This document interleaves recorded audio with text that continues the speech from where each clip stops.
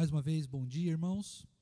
Vamos dar início à nossa aula de escola dominical. E como eu falei um pouquinho antes, hoje nós vamos dar início a um novo tema, a uma nova série de aulas a respeito de algo extremamente relevante, extremamente importante. Muitas vezes, um tema bastante desconhecido por nós, talvez principalmente presbiterianos, às vezes a gente não gosta de falar muito sobre isso, mas é um tema muito importante para a nossa edificação pessoal, para o nosso conhecimento, para a forma como nós vivenciamos a nossa crença no Evangelho, para a forma como nós vivenciamos a nossa espiritualidade, a nossa fé, a nossa vida com Deus.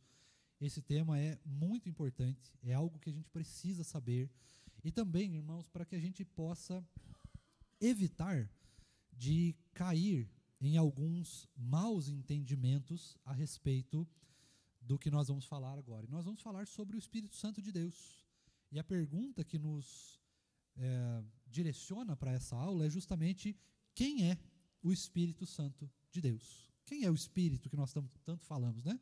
Quem é essa terceira pessoa da Trindade? Do que ela é capaz? Do que ela é responsável? O que ela faz na nossa vida? O que ela não faz? O que é a atribuição de fato do Espírito Santo? O que não é a atribuição do Espírito Santo? O que a palavra de fato nos diz sobre o Espírito Santo e o que ela não diz sobre o Espírito Santo? São coisas que a gente precisa levar em consideração, a gente precisa aprender isso, precisa falar sobre isso, porque não é incomum que dentro da igreja presbiteriana e de várias outras, nós tenhamos um entendimento bastante incorreto a respeito do Espírito Santo, da pessoa do Espírito Santo de Deus. E quando esse entendimento ele não é incorreto, ele é superficial demais, ele é muito pouco. E nós podemos desenvolver isso muito mais, né? Então é isso que nós vamos nos propor a fazer nas próximas aulas.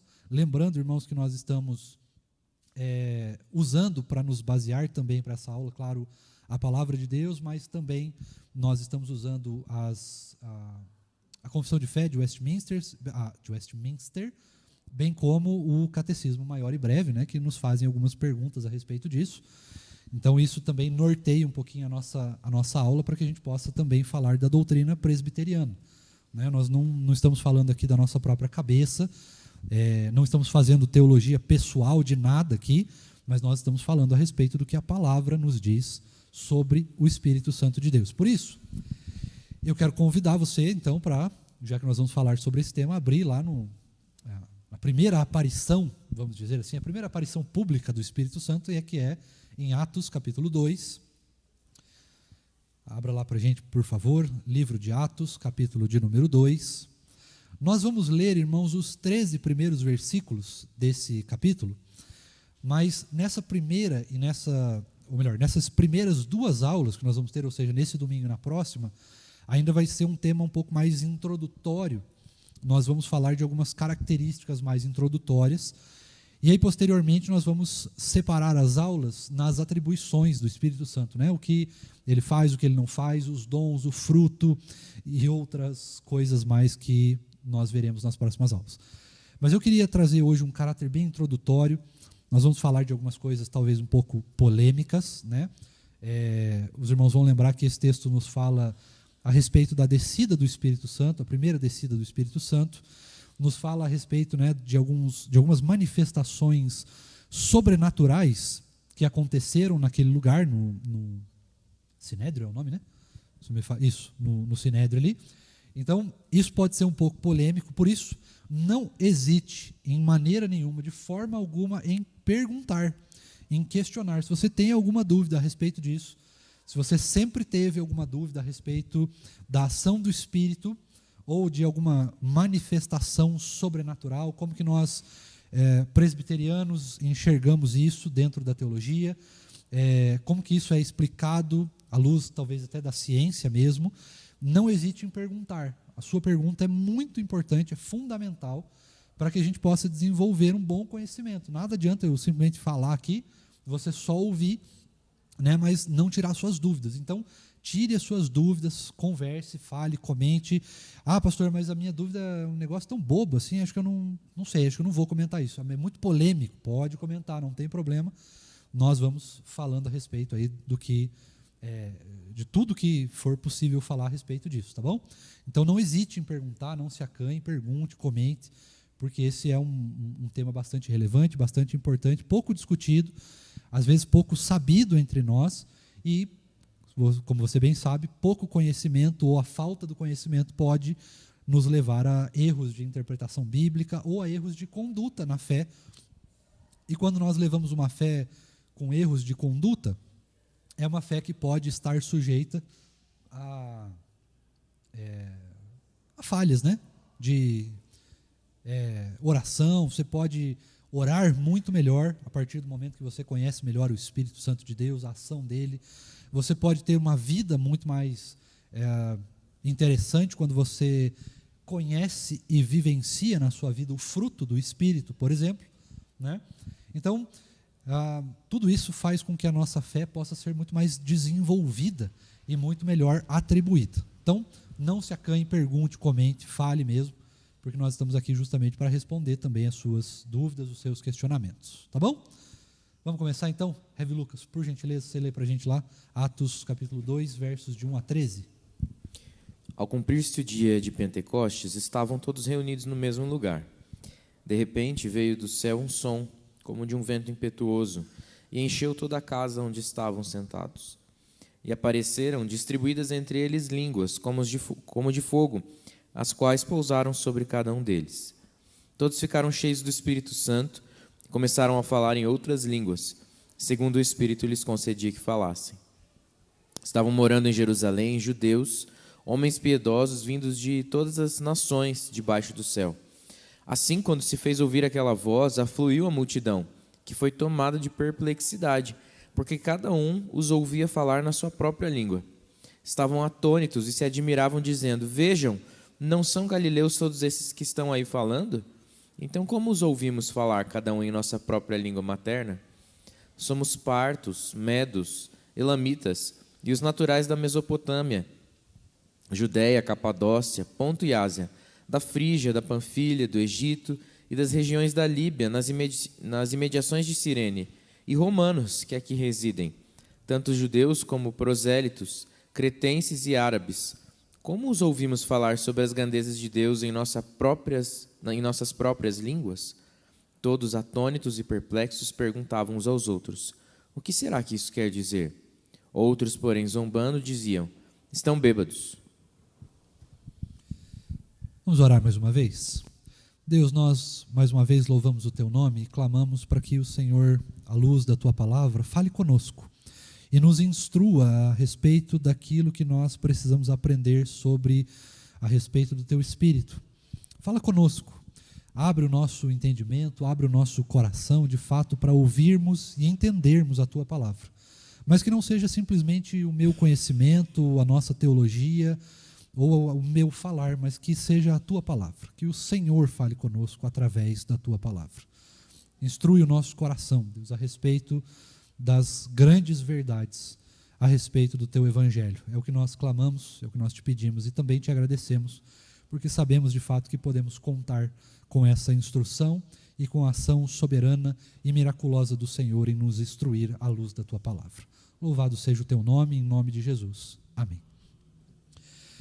Irmãos, como eu falei antes, nós vamos falar então a respeito do Espírito Santo. E antes de nós entrarmos de fato na interpretação do texto, deixa eu te dar rápido um contexto do que estava acontecendo aqui, embora você que já tem uma vivência maior com a palavra, você já sabe, né? Nós estamos aqui logo depois da partida do Senhor Jesus. O Senhor Jesus foi assunto aos céus, né? E logo após a sua assunção aos céus,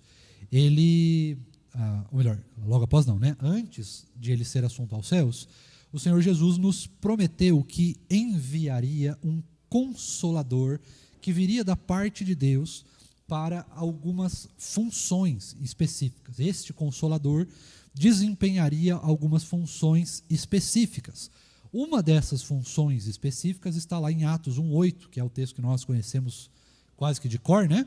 E recebereis poder ao descer sobre vós o Espírito Santo. Então, esse poder que muitas vezes é interpretado, principalmente pelos nossos irmãos mais carismáticos, né, pelos nossos irmãos pentecostais, como os próprios dons do Espírito, ou seja, um poder sobrenatural, algo miraculoso que desafia as leis da física, por exemplo, e esse poder seria, então, o que o Espírito Santo de Deus traria para aqueles que creem em Jesus. O problema, irmãos, é que a interpretação mais correta desse texto, ou pelo menos o que o texto de fato nos dá a entender, é que esse poder de Deus, ainda que seja de fato sobrenatural, ele tem como objetivo a expansão e o crescimento da igreja e da proclamação do evangelho. Não era simplesmente uma questão de receber poder para o nada, né? Ou simplesmente para manifestar algum dom espiritual ou algum dom sobrenatural. Não é para isso que o Espírito veio, senão isso seria simplesmente uma vaidade, né? Deus nos dá poder para que a gente seja uma espécie de ser superior aos outros. Não é isso que o Espírito veio fazer. Mas o receber poder tem exclusivamente a ver com a expansão da igreja e da proclamação do evangelho. Ou seja, os discípulos de Jesus recebem um poder especial de Deus, e este poder especial de Deus é simplesmente para que a igreja crescesse através da proclamação do evangelho, da pregação do evangelho. Afinal de contas, a gente bem sabe nessa época aqui, a proclamação do evangelho foi subsequente a diversas perseguições na igreja.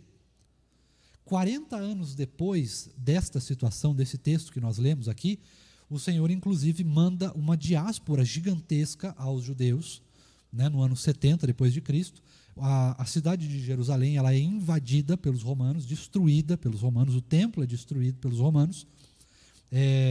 Isso vem como juízo também da parte de Deus para os judeus que não creram em Jesus, mas essa perseguição, ela demanda da igreja uma ousadia muito maior do que hoje nós, por exemplo, precisamos. Nós não precisamos nos preocupar ao chegarmos na rua ou ao nos reunirmos aqui, que alguém vai entrar aqui dentro do templo, né, e vai nos prender, vai nos chicotear, vai nos torturar ou qualquer coisa do gênero. Porque nós estamos em um ambiente laico, um ambiente seguro, onde nós podemos pregar o evangelho. Talvez o máximo de desprezo que a gente vai ver é, de fato, o desprezo, ou talvez algum envergonhamento, alguma piada, viraríamos, de repente, uma chacota ou algo do gênero. Dificilmente nós seríamos agredidos pela proclamação do evangelho, né?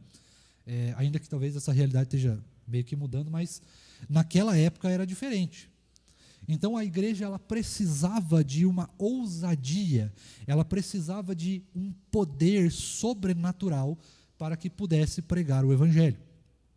E de fato, irmãos, pregar o evangelho é um ato sobrenatural, ele não é uma ação que está sob o nosso total controle. Não é qualquer um que pode simplesmente abrir a Bíblia e sair pregando o evangelho. Ainda que a gente possa fazer isso, somente os crentes em Jesus é que de fato têm o entendimento dado pelo próprio Deus de maneira sobrenatural para poder fazer essa proclamação. Você não pode pegar um muçulmano, por exemplo, e ele vai abrir a Bíblia ali e falar de Jesus, por exemplo. Isso não acontece, né? É algo que precisa de uma mediação do Espírito Santo de Deus. É algo que está relacionado a esse poder que a igreja recebeu para a proclamação do Evangelho e para a expansão do reino de Deus. Então esse é o contexto primário que nos cabe aqui. É isso que, de fato, o texto nos fala em primeiro lugar. Em segundo lugar, o contexto aqui, irmãos, é que o povo de Deus, naquela época, estava absolutamente amedrontado. Eles estavam muito assustados e apavorados, até alguns, por causa do que havia acontecido recentemente com o próprio Senhor Jesus. O Senhor Jesus, tendo sido crucificado, havia um temor no coração dos discípulos de que eles mesmos poderiam passar por algo semelhante, caso mantivessem a palavra a respeito do que eles conheciam do Senhor Jesus e continuassem defendendo aquilo que o Senhor Jesus havia ensinado a eles. Então esse medo estava no coração dos discípulos. Além desse medo, havia uma ordenança de Jesus para a igreja daquela época, para os discípulos daquela época. Qual que era a ordenança do Senhor Jesus? Esperem em Jerusalém até a hora em que o Espírito Santo descer. Eles não sabiam qual era a hora. O Senhor Jesus não deu um relógio. No dia 15 de maio, às 13h39 e 42 segundos, vai acontecer tal coisa. Ele não deixou isso claro. Ele simplesmente disse, esperem em Jerusalém. Ele deu um local para se esperar. E ali era onde os discípulos deveriam, então, esperar até que fosse manifesto este poder sobrenatural de Deus. Então, havia essa sensação de medo, havia essa situação de que eles deveriam esperar, e ao que tudo indica, eles deveriam esperar juntos, né, ou pelo menos uma parte da igreja deveria estar junta ali, perseverando em oração e tudo mais, né? Nós vemos que, antes de haver essa manifestação sobrenatural, nós passamos por aquela parte de eleição do 12º apóstolo, né? Os discípulos tiram a sorte lá no capítulo 1 para eleger um novo apóstolo, porque nós bem sabemos, né, Judas Iscariotes havia se suicidado, né? Então os discípulos estavam em 11, mas eles entenderam que precisavam estar em 12 naquele momento, né? Então eles fazem toda essa parte de eleição ali, e aí então, em um momento determinado, justamente na festa de Pentecostes, lembrando que tinha 3 festas em que os judeus tinham que participar pelo menos de uma delas, né? E participar significa ir até Jerusalém. Então é um momento propício de grande reunião do povo, tanto judeu quanto o povo que conhecia o Senhor Jesus. Então era um momento propício para a reunião da igreja, ou pelo menos dos discípulos de Jesus naquele lugar, né? Por isso que nós vamos ver logo depois desse texto que vai haver um ajuntamento de pelo menos 3.000 pessoas ali, né? Provavelmente deve ter sido mais, né? A palavra geralmente cita a participação dos homens nessa época, que era o mais comum da forma textual. Então provavelmente era mais pessoas, mas o texto nos diz pelo menos 3.000. Então esses 3.000 estavam ali também para participar da festa de Pentecostes, né? E agora, irmãos, nós vamos então, tendo em vista esse contexto do que estava acontecendo aqui, nós vamos passar, se não houver, Rev. Lucas, nenhuma pergunta, nenhuma participação dos irmãos até aqui, nós vamos passar então para a interpretação desse texto. E eu gostaria de passar ele versículo por versículo, para que a gente pudesse ter um entendimento bem assim, minucioso desse texto. E nós, se não acabarmos hoje, continuamos na semana que vem.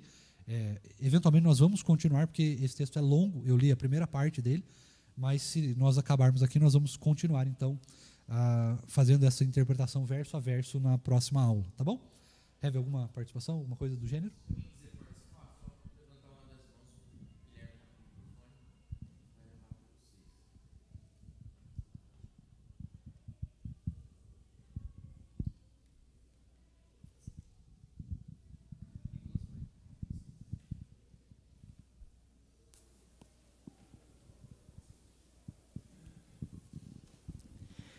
Bom dia.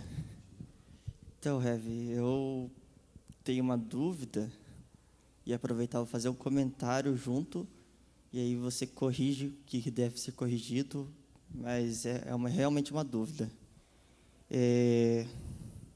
Você disse do poder do Espírito Santo, né, da capacitação do Espírito Santo que Jesus falou, e quando a gente vê no Antigo Testamento, a gente tem o papel do Espírito Santo na capacitação de reis, sacerdotes, né, profetas.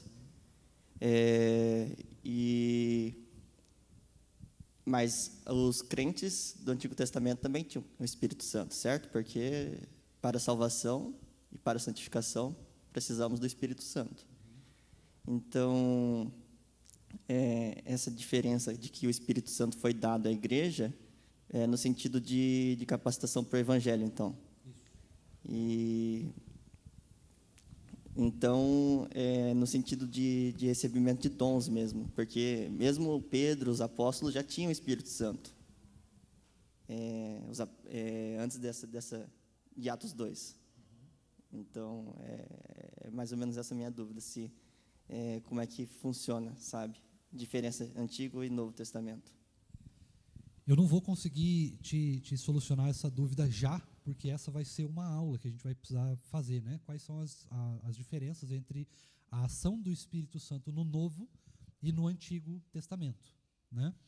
O que a gente pode, assim, resumidamente falar é o seguinte: possivelmente a manifestação do Espírito, ela muda de acordo com o Testamento. Então, no Antigo Testamento, era um pouco diferente essa ação do Espírito.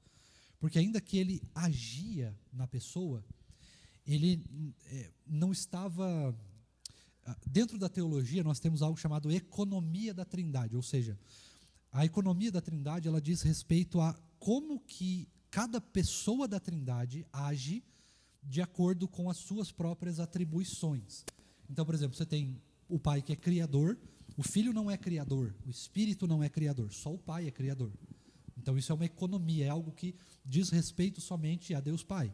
O Filho é o Redentor, o Pai não é o Redentor e o Espírito não é o Redentor, mas o Filho é o Redentor, né? O Senhor Jesus é o Redentor. E o Espírito é o Consolador. Então nem o Pai nem o Filho são consoladores, mas o Espírito é o Consolador. Então existem atribuições diferentes das pessoas da Trindade. E, ao mesmo tempo que existem essas atribuições diferentes, elas também são diferentes de acordo com o período histórico de que nós falamos. Então, por exemplo, a ação do Espírito, ela era diferente no Antigo Testamento do que ela é para nós hoje. Lembre-se que quem está agindo na vida da igreja constantemente é a ação do Espírito. Diferente do que era no Antigo Testamento, que ele agia na vida daqueles que criam em Deus. Não existia essa ação do Espírito mais abrangente. Nós vamos ver exatamente o que eu quero dizer com essa abrangência do Espírito, conforme nós vamos estudando esse tema. Mas então existem essas diferenças de ação, tanto no Antigo quanto no Novo, ainda que algumas coisas eram semelhantes, né?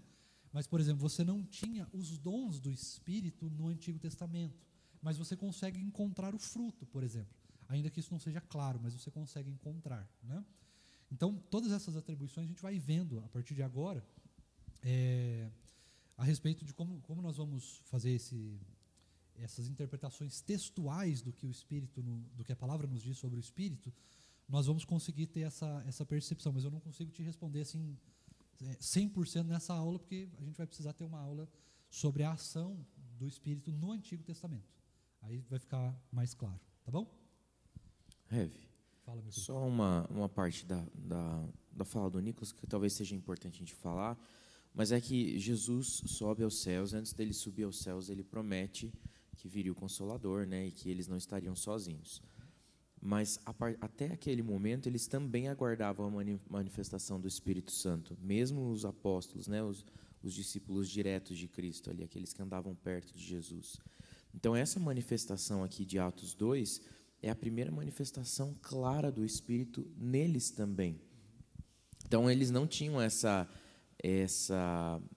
mesma experiência que nós hoje temos de maneira tão natural e que talvez a gente nem dê o valor devido, de saber que a partir do momento que nós somos salvos, o Espírito Santo passa a habitar em nós.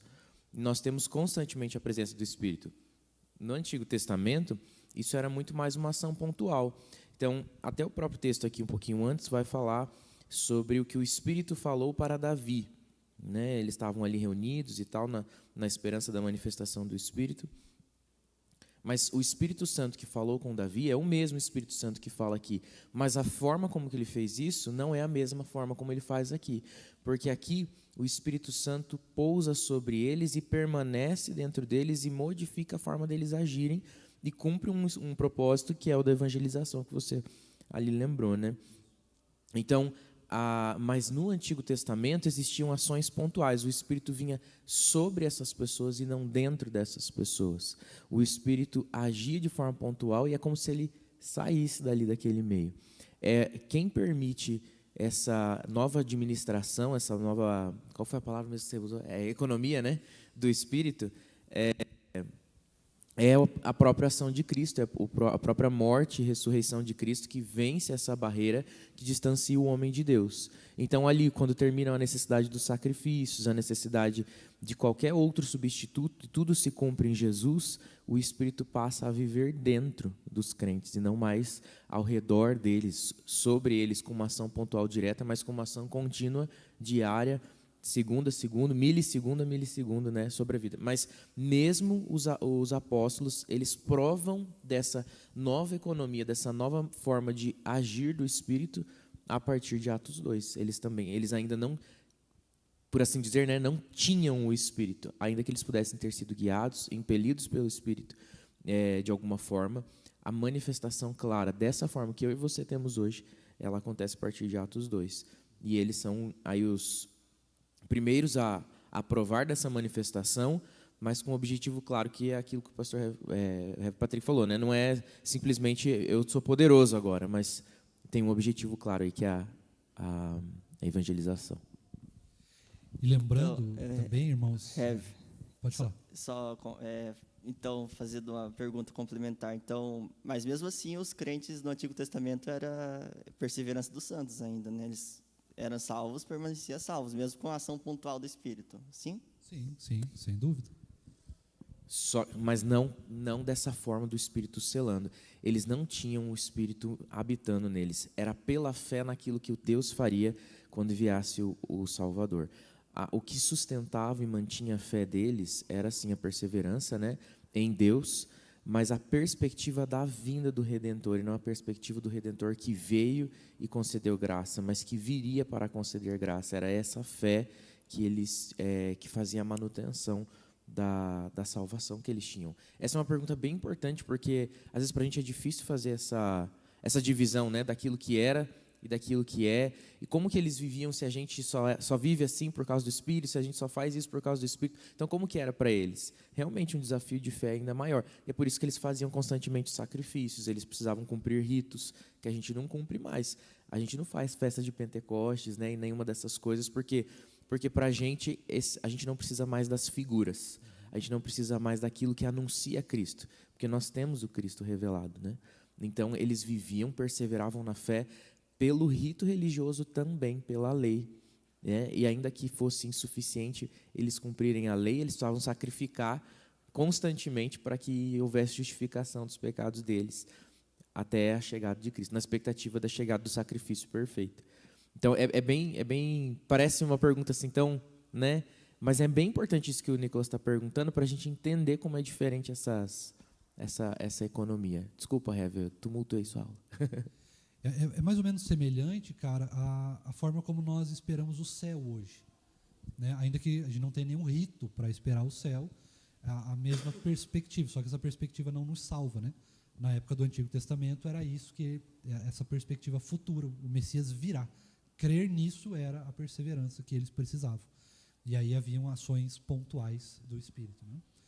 Rev, nós temos algumas participações aqui no YouTube, posso? Pode, falar? Deve, inclusive. O presbítero Norton fala assim: algo que acho fundamental no texto é a palavra de repente, ou seja, a chegada do Espírito Santo foi soberana da parte de Deus e não condicionada a qualquer ação de poder de algum homem. Verdade. A irmã Josete faz uma pergunta interessante aqui, ela fala assim, podemos dizer que o Espírito Santo é também um anjo enviado por Deus? A resposta é com certeza não. Né? Um anjo é subordinado. Ele é uma criatura de Deus. O Espírito Santo de Deus é, de fato, uma pessoa da Trindade. Então, é algo que está muito além. Se você disser que o Espírito é uma espécie de anjo, ainda que você diga que é um arcanjo, que é a classe máxima, ainda assim ele seria subordinado. E o Espírito não é subordinado, ele é uma parte da Trindade, né? Uma das pessoas da Trindade, não uma parte, uma das pessoas da Trindade. Ele é Deus, de fato, né? Então ele não é subordinado a... É difícil dizer isso, mas ele não é subordinado a ninguém. Ele tem a sua ação pessoal, a sua individualidade, ainda que faça parte da Trindade como o Filho e como o Pai. Nenhum é maior ou menor do que o outro. Isso é muito importante saber, porque existem pessoas que acreditam que o Espírito, porque ele está agindo hoje na igreja, ele é maior do que o Deus Filho e do que o Deus Pai. Não é maior.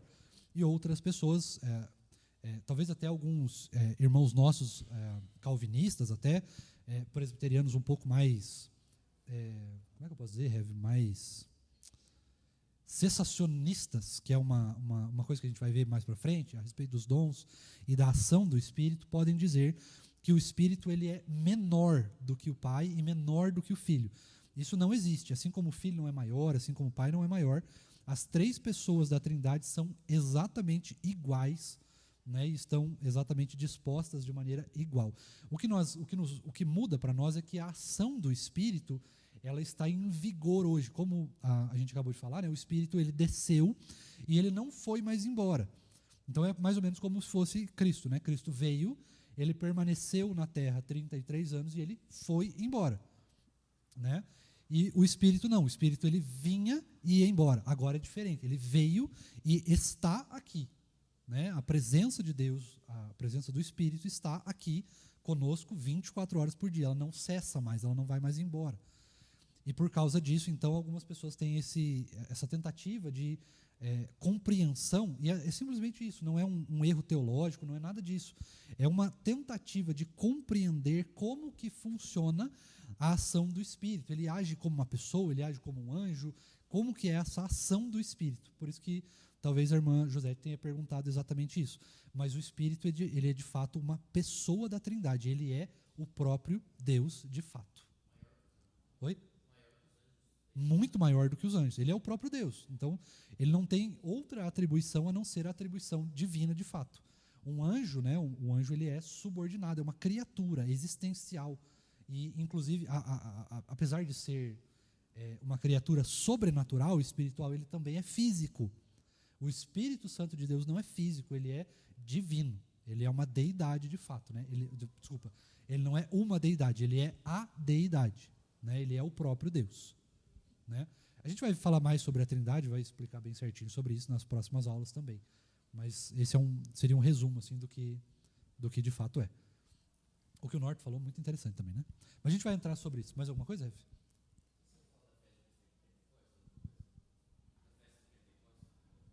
Não.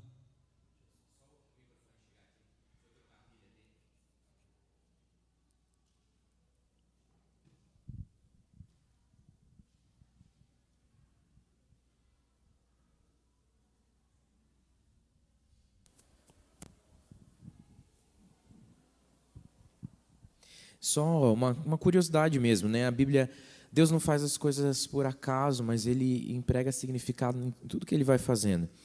A descida do Espírito Santo, a vinda do Espírito Santo, né? Essa vinda, como o presbítero Norton lembrou, repentina, né? Totalmente dependente de Deus, ela vem na época de uma festa chamada Pentecostes, né? A festa de Pentecostes ganha esse nome. Você lembra lá na época que a gente torcia para o Brasil ser penta? É porque ele ia ganhar 5 campeonatos, né, mundiais. E a festa de Pentecostes acontece 50 dias depois da Páscoa, por isso Pentecostes. E era uma festa celebrada junto com algumas outras festas que estavam relacionadas ao período de colheita, então era uma celebração da colheita. Eles vinham e juntos adoravam a Deus para agradecer aquilo que eles tinham colhido, a prosperidade que tinha vindo do campo e que poderia trazer mantimento para eles ao longo daquele ano. Eles reconheciam, sendo isso uma ação de Deus, e que aquilo que eles podiam colher de frutos vinha da parte de Deus. E Deus vem celebrar junto com eles a festa da colheita com um presente maravilhoso, que é a descida do Espírito Santo, e que passa a trazer uma nova colheita. para aqueles que foram chamados para ser pescadores de homens. Né? Então, a colheita agora, mais significativa, não é nem mais a colheita do campo, mas a colheita das vidas. O Espírito Santo, ele é o ministrador de Deus nesse sentido, e aquele que sela a salvação na vida das pessoas. Eu já estou aqui adiantando características do Espírito, e ele faz isso no Pentecostes, né? Inicia esse ministério aí no Pentecostes, visivelmente, justamente para lembrar o objetivo da chegada do Espírito, que é a colheita das vidas que são do Senhor. Esse papel do Espírito Santo como selo daqueles que são de Deus. Então ele dá um significado maior até mesmo para a festa das colheitas, né? Como algo mais profundo, mais importante do que colher o fruto do campo, né? A erva do campo que plantou, os grãos, mas as vidas que são do Senhor, que se tornam o fruto daquilo que é a evangelização. É legal, Rev, a gente pensar que aqui também é um cumprimento do próprio chamado dos apóstolos, né? Lembra que Cristo falou, irmãos, que venham, né, me sigam e eu farei de vocês pescadores de homens, né? Então essa colheita também se inicia aqui, né? Então é muito, muito interessante. De fato, Deus não faz absolutamente nada despropositadamente. Irmãos, a gente falou até aqui só sobre o contexto, só assim, totalmente introdutório. Agora nós vamos para o texto de fato, e a gente vai olhar esse texto aí, versículo por versículo, para a gente entender ponto a ponto do que estava acontecendo aqui, para a gente até corrigir algumas interpretações e algumas coisas do gênero, tá bom? Então, Revelu, você lê para a gente lá o primeiro versículo, por favor?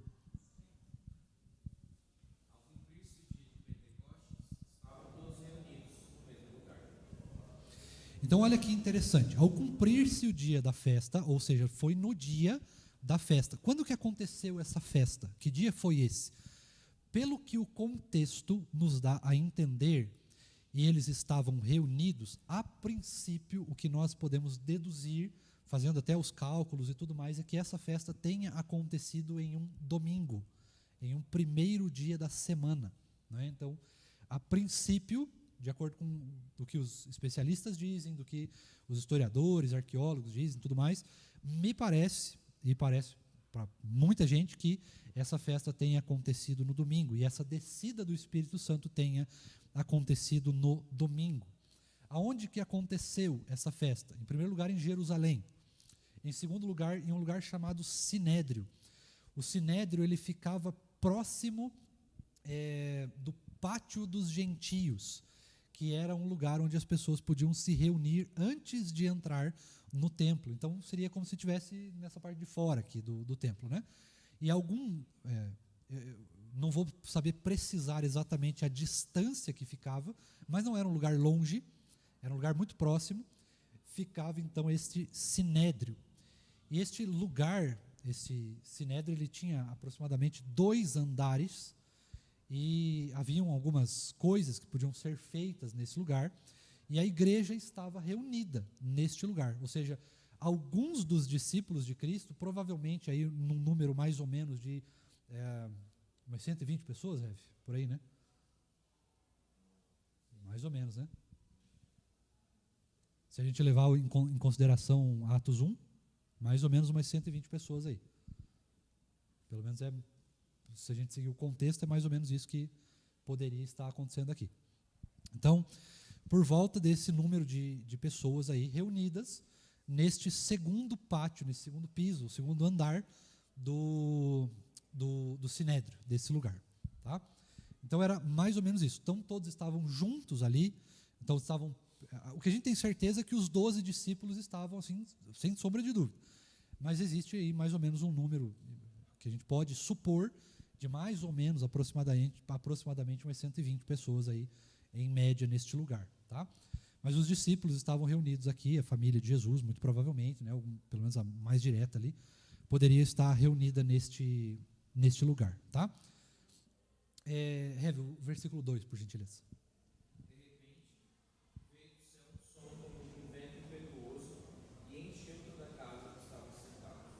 Isso aqui é muito legal. Encheu toda a casa onde estavam sentados. A pressuposição dos comentaristas bíblicos, irmãos, dos estudiosos do texto, demonstra para nós que este ato de estar sentados, muito provavelmente significa que eles estavam em alguma hora de refeição. Eles estavam provavelmente compartilhando aí de algum almoço ou de alguma coisa do gênero, na hora que aconteceu, então, a descida do Espírito Santo. Muita gente tentam argumentar que os discípulos estavam em oração, eles estavam de joelhos, estavam de jejum, estavam, de repente, um culto, alguma coisa do gênero. Não estavam. Muito provavelmente eles estavam simplesmente compartilhando de um momento de refeição.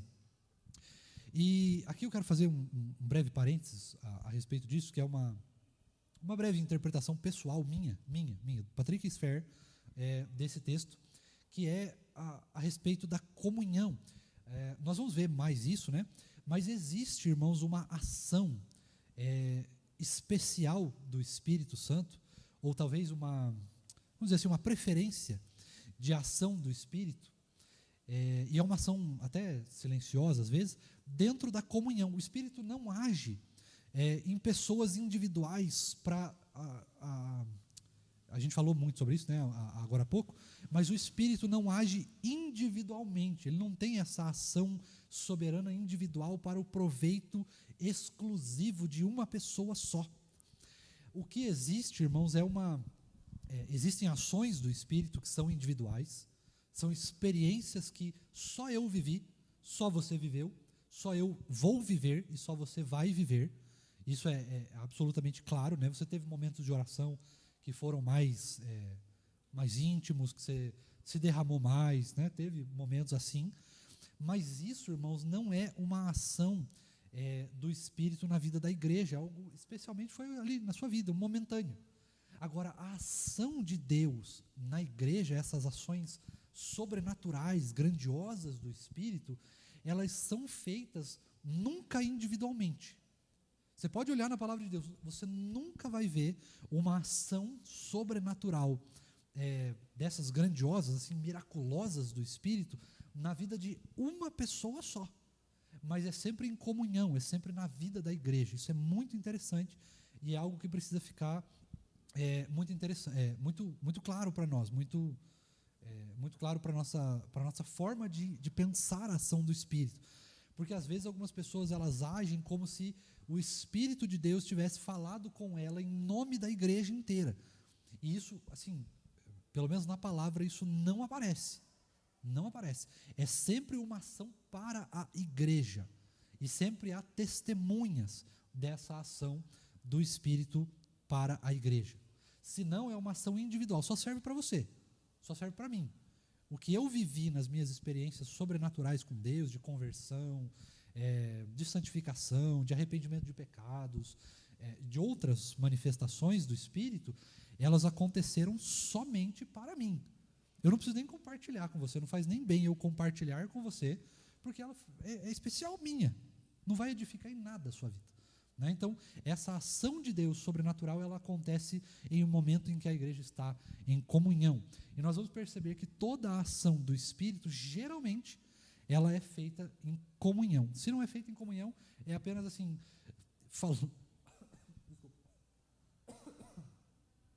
falou o Espírito Santo de Deus a Paulo, vá até a tal lugar. Mas é para Paulo, entende? Ainda que tenha uma ação sobre a igreja depois, né, porque ele vai pregar o evangelho, mas é uma ação para Paulo, só diz respeito a Paulo. É muito interessante isso. Aqui o presbítero Norton já nos lembrou, que é algo que vale a gente dizer nesse texto, né? O Espírito agiu de repente, ninguém chamou, não houve uma manifestação da igreja pedindo o Espírito, não houve um culto que o pessoal caiu no chão e houve toda uma manifestação ali humana, não teve música, não teve luzes, não teve nada, era um almoço. E de repente aconteceu. Então isso vale para nós, para a gente lembrar que a ação do Espírito Santo de Deus, ela acontece única e exclusivamente por causa da vontade soberana de Deus. Eu não tenho domínio ou ação sobre o Espírito. Eu posso eventualmente pedir uma manifestação a mais ou a menos, enfim, mas a ação do Espírito Santo, ela só é manifesta de acordo com a vontade do próprio Deus. Lembra o que o Senhor Jesus diz lá em João 3? O Espírito sopra aonde quer. Aonde quer. Não é a igreja que determina, não é a minha fé, a minha autoridade, o meu poder, a minha influência, o meu pastoreio, a minha vida devocional, a minha vida de oração, que determina como e onde o Espírito vai agir, ou em quem. Mas a ação do Espírito, ela é livre e soberana da vontade do próprio Deus. Então, de repente, não teve nenhum pedido, não teve nada. De repente, o Espírito agiu. Chegou a hora dele agir, ele agiu, ponto final. Não tem conversa. Ele age quando ele quer, ele sopra quando ele quer. Isso é muito importante. Muito importante. Porque algumas pessoas, irmãos, acreditam que você pode... como é que eu posso dizer isso de uma maneira delicada? Você pode convidar, ou você pode... Não, convidar não é a palavra. Você pode... esqueci a palavra. Mas você pode ter algum tipo de domínio sobre a ação do Espírito Santo. Invocar, é isso, boa. Você pode invocar o Espírito Santo. Então, se eu chegar aqui e falar, por exemplo, sei lá, começar a fazer uma oração muito fervorosa, e de repente o Espírito vai agir. Né? Ou se eu ficar pedindo, algum momento o Espírito vai agir. Ou se a gente fizer um louvor, né, que seja de tal jeito, de tal forma, ou se a gente agir de tal maneira, o Espírito vai agir. Não vai. A gente pode cair no chão, você pode ter manifestações aí emocionais, você pode ter um monte de coisa, mas com certeza a ação do Espírito não é, porque o Espírito age quando ele quer.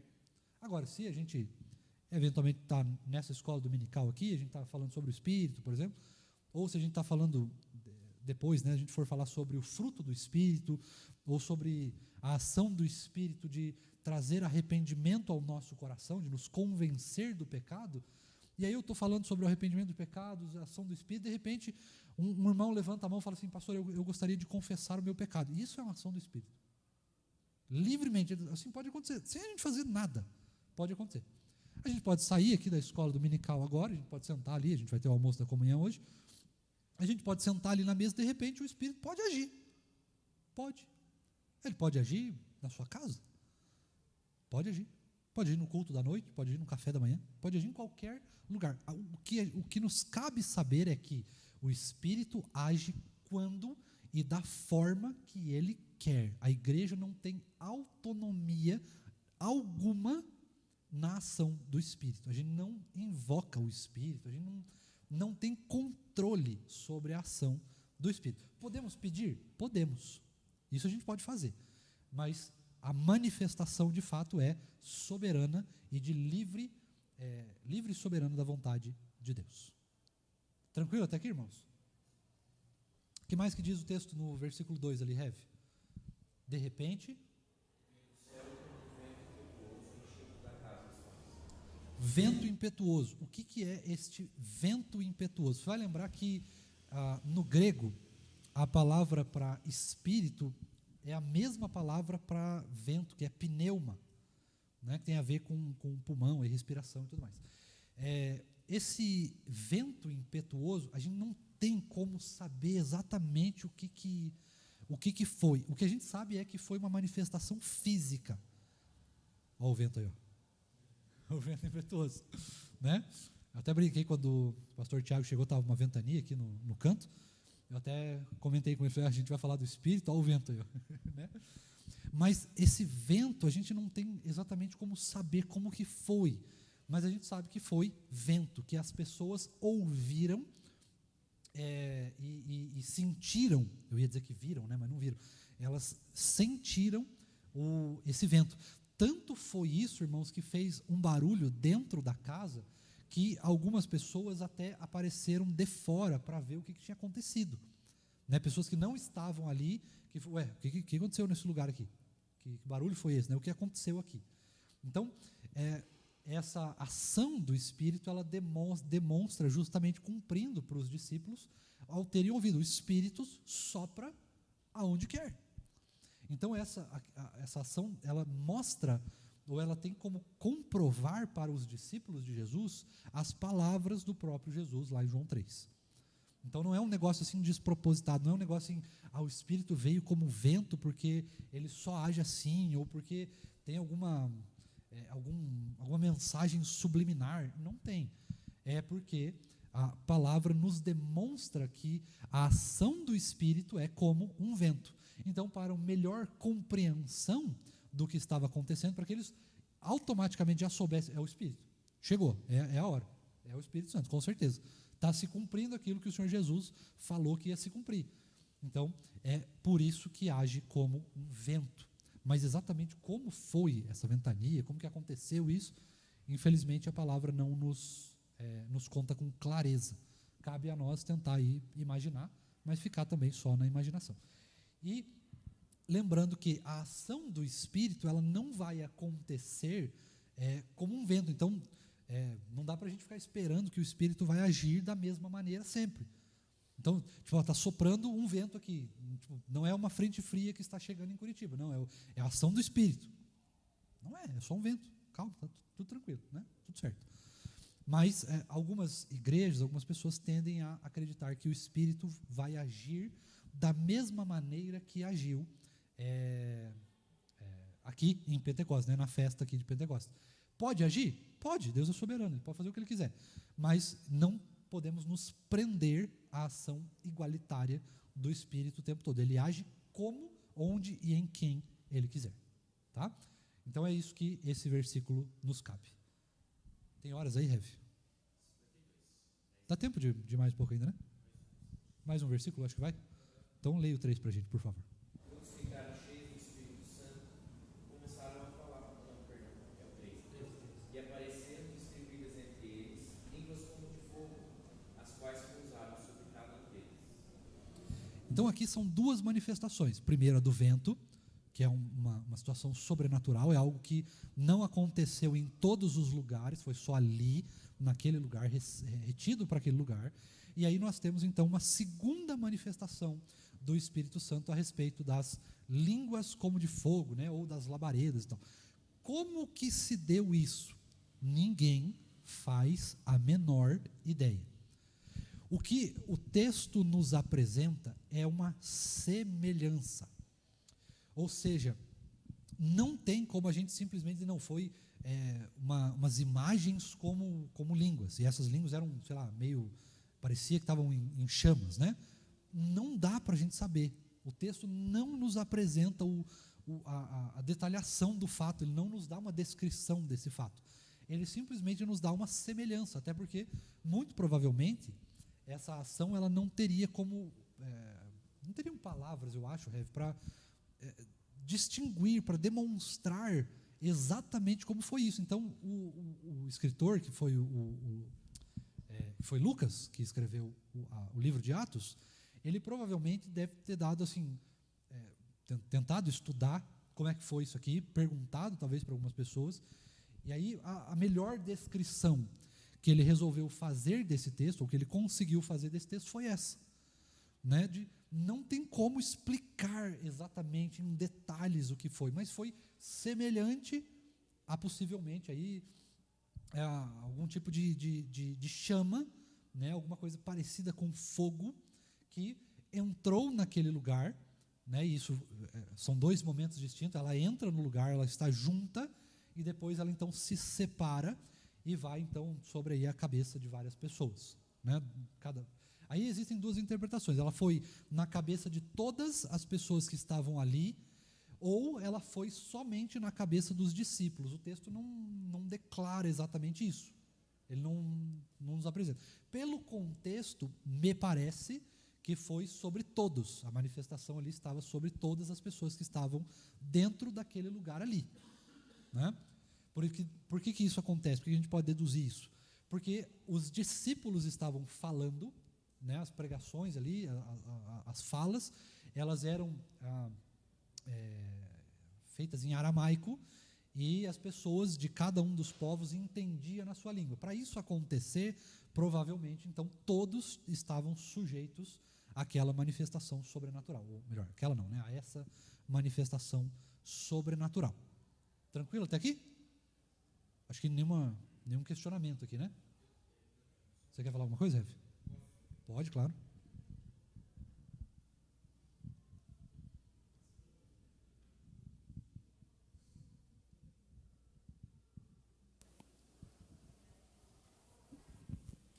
É curioso que a palavra que aparece aqui, eu sempre fiquei intrigado com isso também, toda vez que eu leio esse texto, de pensar, o que eram essas línguas de fogo, né?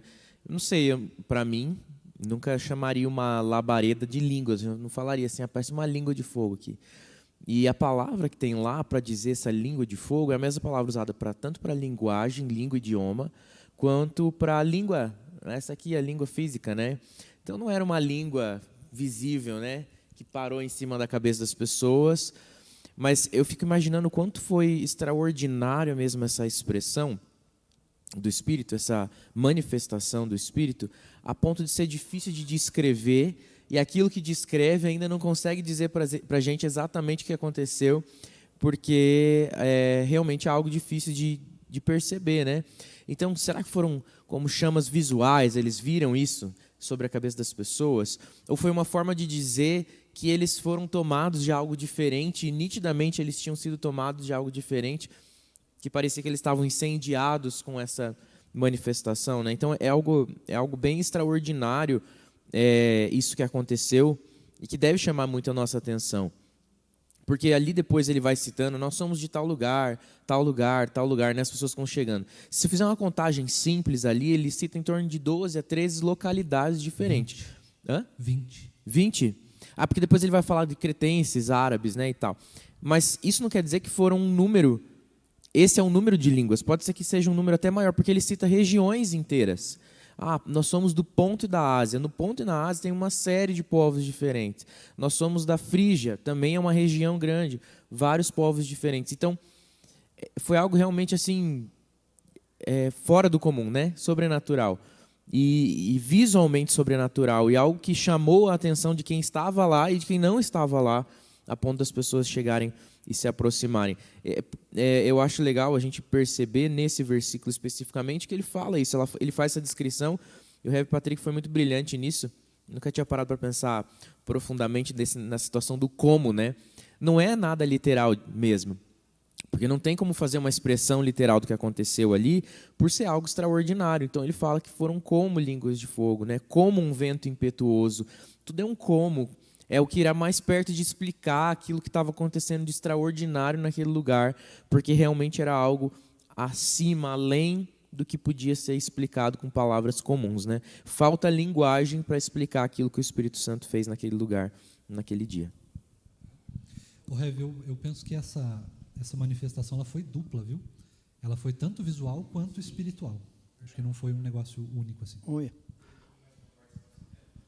Eu queria fazer só uma observação aqui, voltando ao que o pastor estava falando, sobre, na minha tradução aqui está, e apareceram, distribuíram entre eles línguas como de fogo, e pousou uma sobre cada um deles.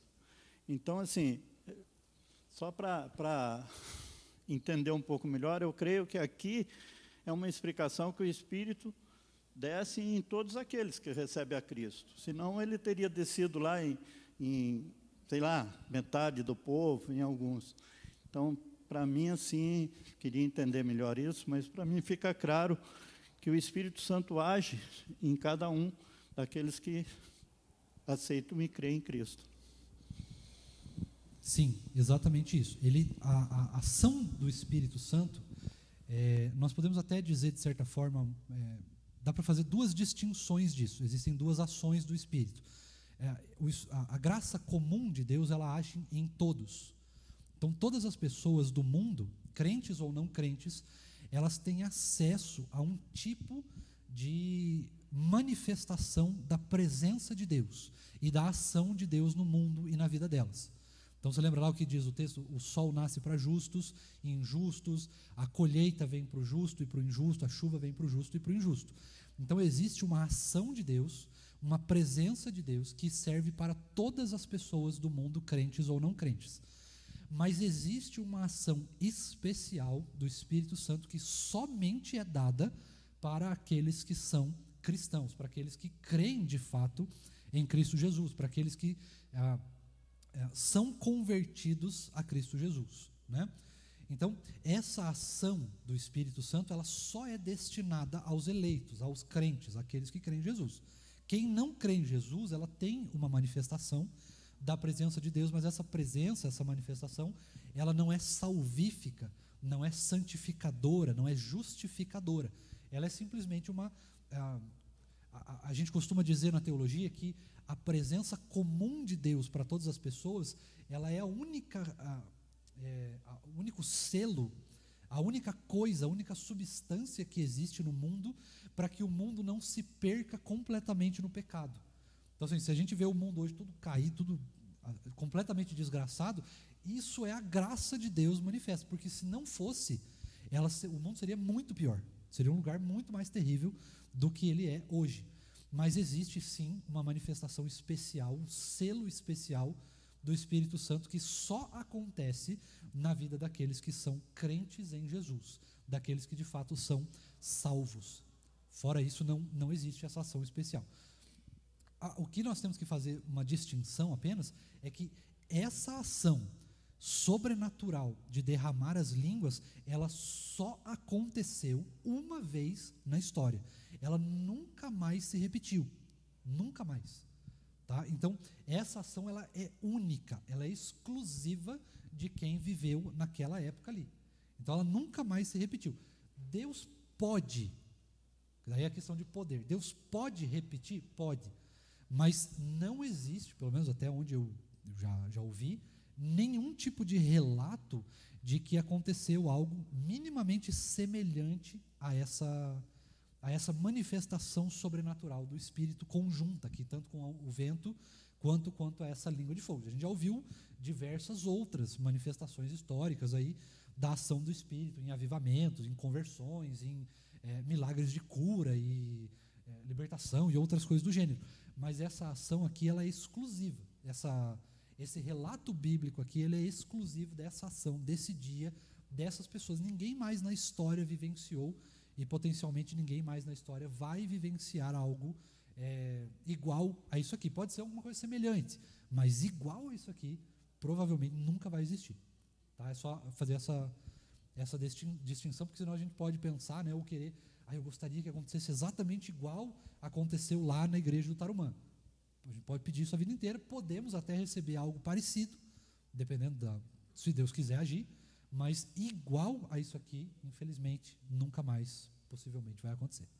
Então, isso é bastante importante, porque algumas linhas de pensamento, principalmente um pouco mais pentecostais, elas vão dizer que é possível que aconteça ainda hoje algo exatamente igual ao que aconteceu aqui. E isso não é possível, porque isso aqui é uma manifestação exclusiva da descida do Espírito Santo. Como ele já veio, ele não precisa mais agir assim. Ele não precisa mais repetir essa manifestação. Pode fazer algo diferente, isso pode, não tem problema nenhum. Mas igual a isso aqui, infelizmente, nós não testemunharemos mais. Talvez no céu, mas aqui, com certeza não. Fechamos aqui, irmãos? Continuamos na próxima aula? Se quiserem, a gente pode ficar até o almoço ficar pronto, mas coitado dos irmãos que vão estar na internet, né? Vamos encerrar então, irmãos, a aula de hoje. E aí na semana que vem, então, a gente continua fazendo essa interpretação do texto.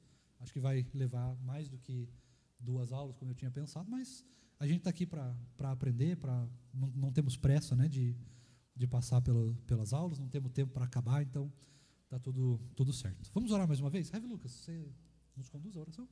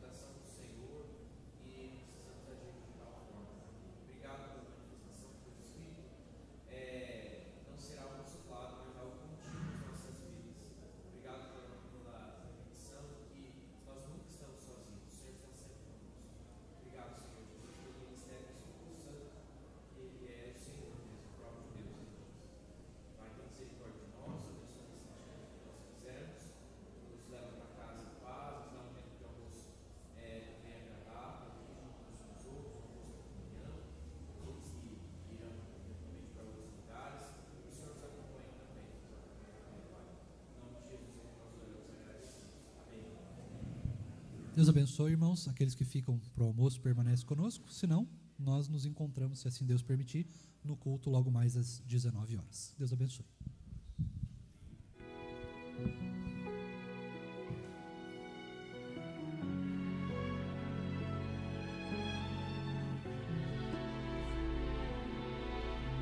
Esvazia